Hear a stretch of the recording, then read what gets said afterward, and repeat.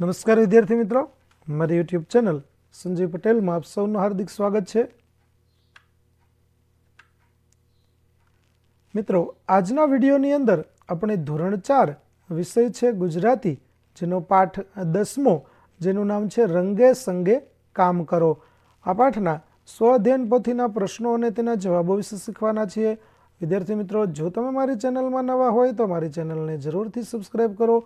Video સારો લાગે તો લાઇક કરો, શેર કરો અને બેલ નોટિફિકેશન ઓન કરો, જેથી મારા આગળના નવા વિડીયો પણ આપને મળતા રહે. તેમજ વિદ્યાર્થી મિત્રો, આ પાઠની PDF જોવા માટે પ્લે સ્ટોરમાં જઈ અમારી એપ્લિકેશન વિશ્વગુરુ STD 1-12 ગુજરાતી ડાઉનલોડ કરી તમારા મોબાઈલમાં ઇન્સ્ટોલ કરો. જે તમે શરૂ કરશો તો તમને આ પ્રકારે જોવા મળશે, જેમાં સ્વ અધ્યયન પોથીની અંદર ધોરણ બતાવશે, ધોરણ પસંદ કરશો એટલે વિષય બતાવશે, વિષય પસંદ કરશો એટલે પાઠનું નામ બતાવશે, જેમાં વિડીયો ઉપર ક્લિક કરશો તો વિડીયો જોવા મળશે અને PDF ઉપર ક્લિક કરશો તો તમને PDF જોવા મળશે. તો આશા રાખું છું અમારી એપ્લિકેશન આપ બધાને ગમશે, જરૂર ડાઉનલોડ કરજો. તો ચાલો મિત્રો, હવે આપણે શરૂ કરીએ પાઠ નંબર 10, રંગે સંગે કામ કરો. પ્રશ્ન 1 છે, નીચેનો ફકરો વાંચીને પ્રશ્નોના જવાબ તમારા શબ્દોમાં લખો. તો ચાલો પહેલો પ્રશ્ન જોઈએ કે મામાએ મિત્રની મૂર્તિને બજારમાં લઈ જવા શા માટે આગ્રહ કર્યો? તો મૂર્તિ આબેહૂબ બનાવેલી હતી, તેથી મામા તે મૂર્તિને જ મિત્ર સમજતા હતા, તેથી મામા આગ્રહ કરતા હતા. બીજો પ્રશ્ન, મૂર્તિ જોઈ ચોર ભાગી ગયા, કારણ કે? તો બારણા પાસે મૂકેલ ચોકીદારની મૂર્તિ એટલી આબેહૂબ હતી કે જાણે ચોકીદાર બેઠો હોય તેવું લાગતું હતું અને તેથી જ ચોર ભાગી ગયા. ત્રીજું, મૂર્તિ શેની શેની બની શકે? તો મૂર્તિ માટીમાંથી, ચાંદીમાંથી, ધાતુમાંથી, સોનામાંથી, પથ્થરમાંથી કે પ્લાસ્ટિકની બની શકે. ચોથું, તમને મૂર્તિ બનાવવાનું કહેવામાં આવે તો તમે શેની મૂર્તિ બનાવશો? તો મને મૂર્તિ બનાવવાનું કહેવામાં આવે તો હું માટીમાંથી મૂર્તિ બનાવીશ. પાંચમું, મોહન કેવી મૂર્તિ બનાવતો? તો મોહન અદ્ભુત અને આબેહૂબ મૂર્તિઓ બનાવતો, કારણ કે તે એક કુશળ શિલ્પી હતો. ત્યાર પછી પ્રશ્ન 2, આપેલા શબ્દોને મોટેથી ધીરેથી ગીત ગાતા હોય તેમ વાંચો. તમને ગમે તેવા નાના મોટા અક્ષરે શબ્દો લખો. તો ચાલો આપણે જુઓ, અહીં તમે અલગ અલગ શબ્દો છે તેને નાના મોટા અક્ષરો કરી અને આપણે લખેલા છે. શબ્દો વાંચીએ આપણે. લાલ ચટાક, ફૂલ ફટાક, સોટી સટાક, સીધું સટાક, મિચકારી પિચકારી અદાકારી. આવી રીતે જુઓ, તમે અહીં જોઈ શકો છો કે આપણે તેને નાના મોટા અક્ષરોમાં લખેલા છે. ત્યાર પછી તરકારી, લસરકા, ગસરકા, સબળકા અને ધમળકા. આવી રીતે નાના મોટા અક્ષરો કરી અને આપણે જવાબો લખીશું. ત્યાર પછી પ્રશ્ન 3, ફકરો વાંચો અને પ્રશ્નના જવાબ લખો. તો અહીં જે ફકરો છે તેના આધારે આપણે પ્રશ્નોના જવાબો લખવાના છે. તો ચાલો લખીએ. પહેલો પ્રશ્ન,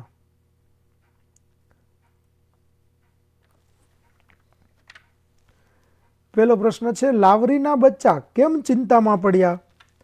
તો બચ્ચાએ રામજીભાઈની પાકની કાપણીની વાત સાંભળી, તેથી ચિંતામાં પડ્યા. બીજું, લાવરીએ બચ્ચાને ચિંતા ન કરો એમ કેમ કહ્યું? તો લાવરી જાણતી હતી કે રામજીભાઈને બીજા પાસે કામ કરાવવાનું છે, તેથી 2-3 દિવસ તો લાગશે જ. ત્રીજું, લાવરીએ ઘઉંનું ખેતર ક્યારે છોડ્યું અને કેમ? તો જ્યારે ખેડૂતે જાતે જ ખેતરમાં કાપણી કરવાની વાત કરી, ત્યારે લાવરીએ વિચાર્યું કે હવે તો ચોક્કસ કાલે જ કાપણી થશે, એટલે તેણે ખેતર છોડ્યું. ચોથું, તમને ખેડૂત અને લાવરીની આ વાત ગમી કેમ? તો હા, ગમી, કેમ કે આમાંથી એ શીખવા મળે છે કે આપણા કામ માટે આપણે બીજા ઉપર આધાર ન રાખવો જોઈએ. ત્યાર પછી ફકરામાં એક શબ્દ કાપણી આપવામાં આવ્યો છે, આવા બીજા શબ્દ મેળવીને લખો.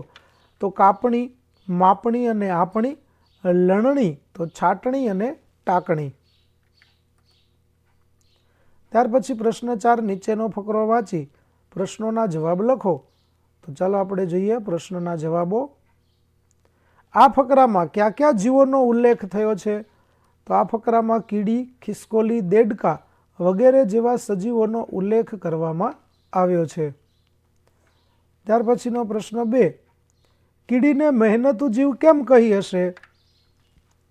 તો કીડી આખો દિવસ મહેનત જ કરે છે, ખોરાકની શોધમાં ફર્યા જ કરે, ખોરાક શોધીને દરમાં ભેગો કરે, તે ક્યારેય આરામ કરતી નથી, તેથી કીડીને મહેનતુ જીવ કહી શકાય. ત્રીજું, ફકરામાં કયા બે વિરુદ્ધાર્થી શબ્દો વપરાયા છે? તો ઉદ્યમ અને આળસ.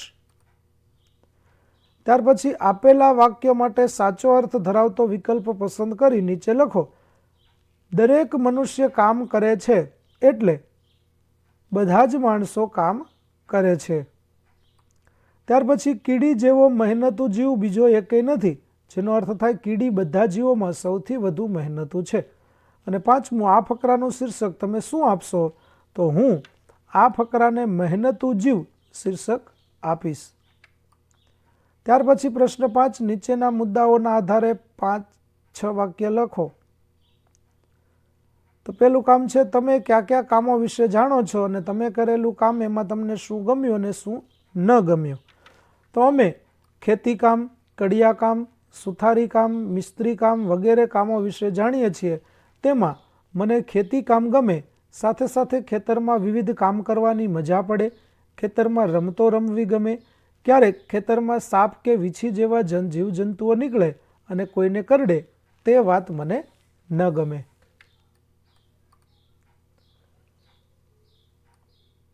ત્યાર પછી પ્રશ્ન 6, નીચેનો ફકરો વાંચી તેમાંના ખોટા શબ્દો છેકી નાખો અને સાચો ફકરો લખો. તો ચાલો આપણે સાચો ફકરો જોઈએ.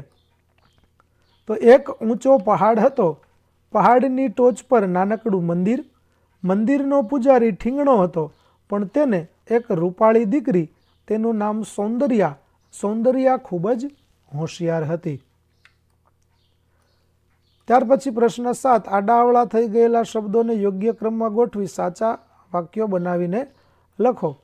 તો પેલું સાચું વાક્ય થશે, દિવાળી આવે એટલે ફટાકડા ફોડવાની મજા આવે. બીજું, બચ્ચું ભભૂત લગાવી બાવો બન્યો. ત્રીજું, કામ માસીએ ટોમને દિવાલ રંગવાનું કામ સોંપ્યું.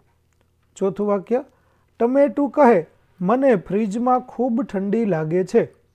ત્યાર પછી પાંચમું વાક્ય થશે કે આફત સમયે સાવચેતી ન રાખીએ તો નુકસાની થાય.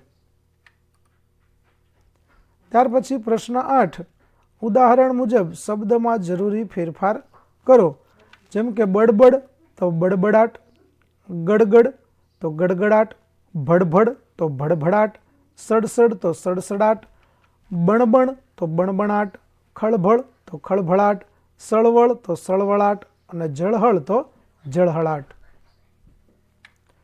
ત્યાર પછી પ્રશ્ન 9, આપેલા શબ્દોનો ઉપયોગ કરી અર્થપૂર્ણ વાક્ય બનાવો. જેમાં પેલું, ચૂનો અને દિવાલ, તો રમેશ દિવાલને ચૂનો કરે છે. બીજું, સફરજન અને ટોપલી, તો ટોપલીમાં 7 સફરજન છે. ત્યાર પછી ત્રીજું, જુવાર અને ખેતર, તો ખેતરમાં જુવાર વાવી છે. ચોથું, દાતરડું અને પછેડી, તો ખેડૂત દાતરડું અને પછેડી લઈ ખેતરમાં ગયા. પાંચમું, નદી અને પાણી, તો વરસાદ સારો થતાં નદીમાં પાણી આવ્યું.